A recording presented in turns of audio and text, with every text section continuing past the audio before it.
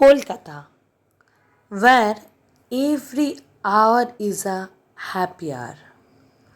তা কেন, সেটা আমার জায়গায় থাকলে বোধহয় আপনিও একই কথা বলতেন। কারণ 2 বছর বাদে কলকাতা যাচ্ছি, তাও বিভিন্ন রকম টানাপোড়েন আর দোটানার পর। ঠিক আমরা যখন কলকাতা যাব সেই সময় আপনারা সবাই জানেন ওই মে মাসের 7-8 তারিখ থেকেই একটা যুদ্ধ পরিস্থিতির মতো তৈরি হয়েছিল। আর আমাদের টিকিট ছিল ট্রেনে যাওয়ার। খুব শখ করে কোকোর সাথে ফার্স্ট ক্লাসের টিকিট কেটেছিলাম যে আনন্দ করে কূপের মধ্যে বসে ট্রেনে করে যাব। কিন্তু সব তো আর প্ল্যান মাফিক হয় না, বাট ক্ষতি নেই, আনপ্ল্যান জিনিসগুলোই কিন্তু আমার লাইফে সবচেয়ে বেশি সুন্দর।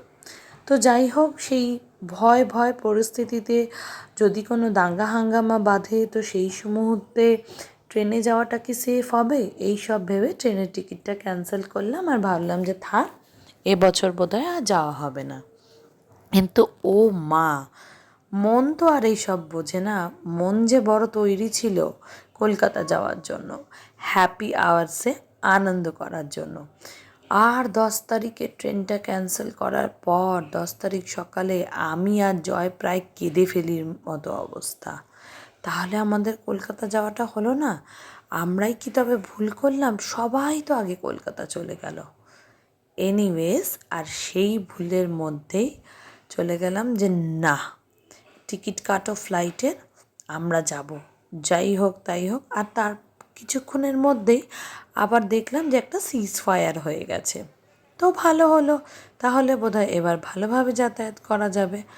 আর ও মা, যেই টিকিটটা কাটলাম তারপরেই নাকি রাত্রেবেলা আবার শুনছি আবার নাকি ড্রোন আসছে পাকিস্তানের ওই পাশ থেকে।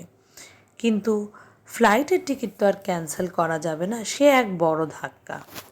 যাই হোক, গল্পটা শুনতে শুনতে দেখুন কোকো কাঁদতে কাঁদতে আমাদেরকে হায়দ্রাবাদ এয়ারপোর্টে একটা বিদেশি পিৎজার দোকানে টানতে টানতে নিয়ে গেছে। এয়ারপোর্টে ঢুকেই বিভিন্ন খাবারের গন্ধ শুকে কোকো বায়না ধরতে আরম্ভ করলো যে পিৎজা খাবে। আর সে কি বায়না, মাটিতে একেবারে শুয়ে পড়ে কান্না তার। তারপর বাধ্য হলাম এই বিদেশি ব্র্যান্ডের পিৎজার দোকানটায় ঢুকতে। মানে বড় সড়ো একটা ধাক্কা খেলাম পকেটে। আর তারপর আমরা লাগোয়া এই আইরিশ হাউসে চলে গেছিলাম, জাস্ট একদম গায়ে গায়ে ছিল। তো আমরাও একটুখানি খাবার অর্ডার করব ভাবছিলাম, কিন্তু ইতিমধ্যে পিৎজাটা এত বড় এসছিল যে আলাদা করে ভাগ্যিস খাবার অর্ডার করেনি। জয় একটুখানি ঠান্ডা পানীয় অর্ডার করেছিল, তো ও একটু পান করলো আর আমরা সবাই মিলে একটু পিৎজা খেলাম। কাব আয়েগা পিৎজা, কাব আয়েগা পিৎজা। প্লেট দেওয়ার সাথে সাথেই কোকো যেন আরও অস্থির হয়ে উঠল। পিৎজা কখন আসবে মা? আমরা একটু বসো বাবা। আমি তো বারবার গিয়ে জিজ্ঞেস করছিলাম। জয় এতক্ষণে যখন ঠান্ডা পানীয়ের মজা নিচ্ছিল তখনই আমাদের hot hot cheese garlic pizza এসে গেছিলো।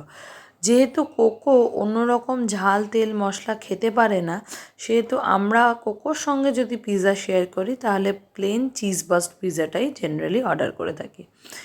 আর দুর্দান্ত ছিল পিৎজাটা খেতে, একদম থিন ক্রাস্ট আর তার সঙ্গে a lot of cheese and basil leaves দিয়ে।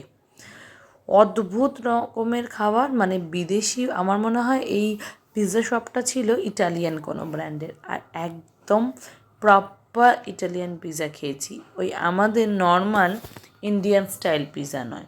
এবার দেখুন কোকোর অবস্থা, নাচছে আর পিৎজা খাচ্ছে। তারপর আবার আমাদের ওই ঝাল মশলাগুলো চাইছিল, মানে ওই চিলি ফ্লেক্স দিলে বললাম বাবা তুই আর এই পিৎজাটা খেতেই পারবি না, তার থেকে বরঞ্চ যেটা খাচ্ছি সেটা আনন্দ করে খা। আর কোকো ভীষণ খুশি। তো ফেরা যাক যেই গল্পটা বলছিলাম। তো তারপর আমরা বেশ সাহস করেই সিজফায়ার হোক যাই হোক, বারবার নিউজে আসছিল দেশের এতগুলো বিমানবন্দর বন্ধ, অতগুলো এয়ারপোর্ট বন্ধ, এই এয়ারলাইন্স তাদের ফ্লাইট বাতিল করেছে, এই এয়ারলাইন্স লেটে চলছে, সেই সব একদম দোনো মনো দোটানাকে মনে নিয়ে বুক ভরা সাহস নিয়ে বেরিয়ে পড়লাম। যা হয় হবে, এবার তো কলকাতা যাবই। ব্যাস, আর কি, যা বলা তাই কাজ। কি ভালো লাগছিল এয়ারপোর্টে বসে একদম ভুকা পেটে গরম গরম পিৎজা খেতে। সবাই নাকি বারবার বলছিল যে 3 ঘন্টা আগে যেতে হবে, কারণ হচ্ছে যে এই যুদ্ধ পরিস্থিতিতে নাকি ভীষণ পরিমাণে চেকিং হচ্ছে। আর এটা কিন্তু সত্যিই ছিল। এয়ারপোর্টে ঢোকার সময় প্রত্যেকটা গাড়িকে police and all security staff খুব ভালোভাবে চেক করছিল। আর এই যে কোকো এখানে দাঁড়িয়ে এয়ারপোর্টের ব্যালকনি থেকে এই প্লেনের নড়াচড়া দেখছে। কোকোর এটা ফার্স্ট ফ্লাইট নয়, 2 বছর আগে আমরা যখন কলকাতা থেকে ফিরেছিলাম তখন কোকো ফার্স্ট টাইম ফ্লাইটে চড়েছিল। কিন্তু অনুভূতির দিক থেকে বিচার করলে বা বাস্তবোচিতভাবে এটাই কিন্তু কোকোর ফার্স্ট ফ্লাইট। কারণ সেই সময় 2 বছর আগে কোকো বড্ড ছোট ছিল, জাস্ট 2 ইয়ার্স ওল্ড। তো সেই সময় ওর কিছুই সেরকম বুঝতে পারেনি আর মনেও নেই। আর এইবার একদম পড়তে পড়তে আনন্দ করেছে। সে কোকোর কাছে যে কি বিশাল অনুভূতি সেটা আমি বোধহয় আপনাকে বোঝাতে পারছি না, আর কোকো ছোট হওয়ার কারণে ওকে দিয়েও বলাতে পারছি না। আর এই সময়টা কোকো দেখ দেখ দেখ, এই এই এই এই উড়ে গেলাম আমরা, কি দারুণ। আর ও বলছে, মা আমার কানটা এরম হচ্ছে কেন মা, মা আমার মাথাটা এরম হচ্ছে কেন মা। সেই উড়ে যাওয়ার সময় যে হালকা হয়ে যায় বডিটা, যেই ফিলিংটা, সেটা কিন্তু কোকোর কাছে একদম অন্যরকম ছিল। আর আমার কাছে ছিল আরও অন্যরকম। ফাইনালি আমরা আকাশে উঠে পড়েছি, উড়ছি, আর একটু বাদেই আমার প্রাণের শহর কলকাতায় ল্যান্ড করব। সে যে কী ভালো লাগা। আসলে হায়দ্রাবাদে থাকতে থাকতে 2 বছরে যেন মনে হচ্ছিল ঠিক আছে এখানেই তো বেশ ভালো আছি, কলকাতা কলকাতা আর থাকার যোগ্য নয়। কিন্তু যতই বলি এই কথা মুখে মুখে, একটা কিন্তু রুট কজ বা রুটের টান কিন্তু ওখানে লেগেই আছে।